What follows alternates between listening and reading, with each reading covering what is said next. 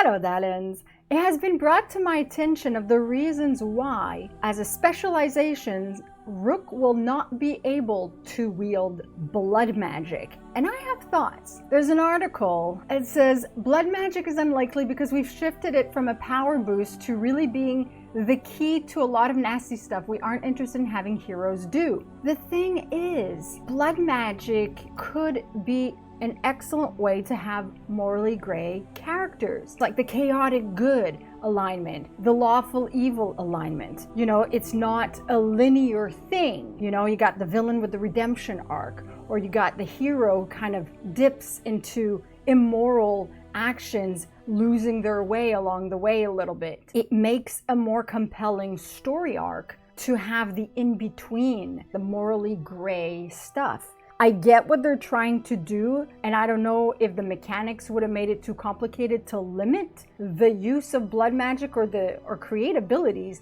or make it a standard that when Rook uses blood magic, it's Rook's blood, you know? It's like the gray Jedi, okay? I mean, Luke Skywalker uses dark side abilities. It's not the Force ability that makes the Force user dark side or light side. It's how the Force user uses that lightning or that Force choke. Let's look at the extremes. On one end of the spectrum, you'll have pure evil. The character is sacrificing people left and right, using their blood for evil purposes, evil character. And on the other extreme of the spectrum, you've got the character using their own blood or with the consent of the donor for moral purposes. You got a moral blood user.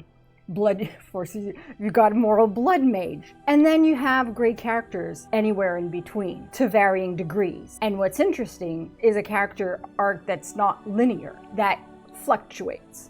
So blood magic in and of itself, kind of like Solus mentions in Dragon Age Inquisition, isn't inherently evil. It has been used for evil purposes by evil people in Theodosian history. It's like the hypocrisy of the chantry that I'm all for exposing, you know?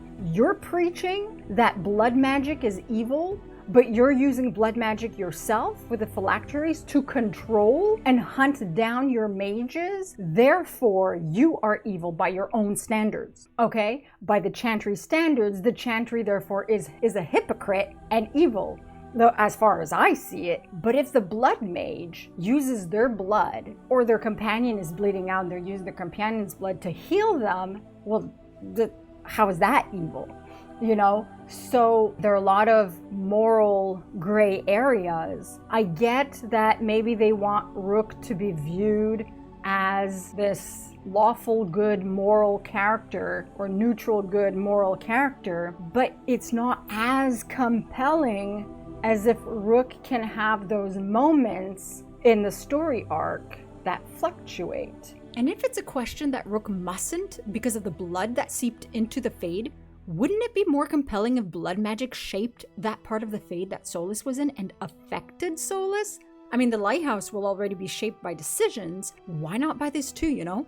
Just because Rook needs to be, for example, lawful good, doesn't mean that using blood magic will make Rook evil. If the blood magic can only be used against enemies, if the blood magic has specific abilities, and the blood magic uses Rook's blood, personally, I don't see how that would make Rook evil for using blood magic in that way. And then, of course, if someone wants to make an evil Rook, then if they say, okay, well, Rook cannot be evil, we don't want an evil Rook. Well, you put those limitations, but then you still allow blood magic because it's Dragon Age, it's not Fable, where you can be the evil hero. The ends justify the means, you're still the hero, but you can do all sorts of evil deeds to achieve your goals. The article also quotes Weeks saying, I think it can be ethically neutral if you only use your own blood, or I expand on that, with the consent of the donor, but after seeing it used as a required part of mind control and demon binding in Dragon Age 2 and Dragon Age Inquisition, is just not a road we want the hero to walk on right now. Then don't have mind binding and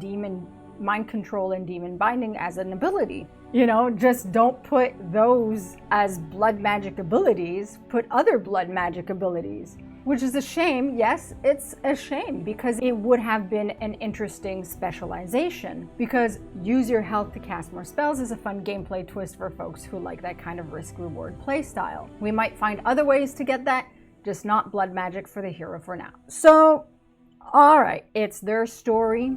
They're deciding. The team of developers get to decide whether they want blood magic in the game or not for the hero, and they decided on this.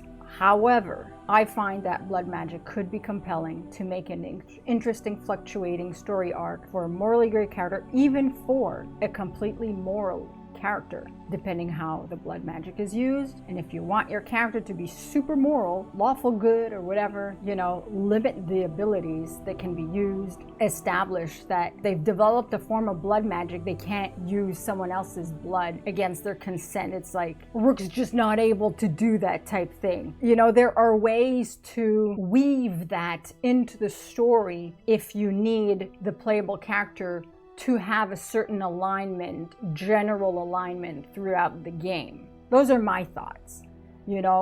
I wasn't personally attached to the blood magic specialization, but I don't agree with that it's inherently evil. So many of you in the comments throughout the years wanting the blood magic to come back. All of it, wanting the blood mage specialization to return, and the reasons why. Personally, I don't have a problem with that. And I think it would have been fun and an interesting play style for you to be able to use blood magic as Rook.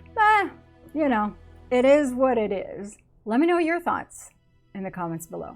And I'll see you all soon. Masaranas.